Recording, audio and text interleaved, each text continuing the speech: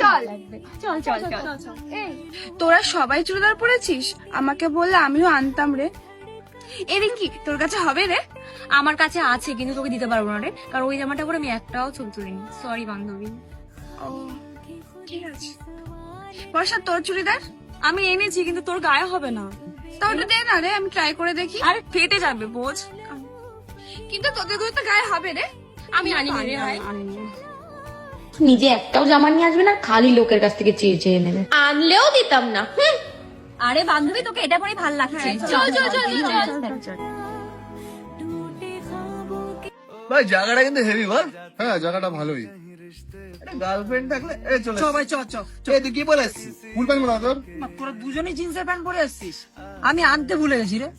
এ ভাই তোর কাছে আছে জিন্সের প্যান্ট? আছে একটা এক্সট্রা আমার কাছে। দে না আমাকে। তা দাঁড়া আমি নিয়ে আসি। আরে দাঁড়া, তোর 34 কোমর, ওর 28 কোমর, ওর তো নাইটি হবে। হবে না। কি করবি এবার? ঠিক আছে থাক, কি আর করে, চল।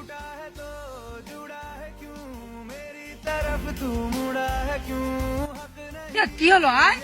চল চল চল চল, গরমকাল হাফ প্যান্ট ঠিক আছে। একটা কঠিন বাস্তব কি জানো, মেয়েরাই মেয়েদের সব থেকে বড় শত্রু হয়। প্রসঙ্গ যখন বন্ধুত্বের, তখন ছেলেরাই সেরা।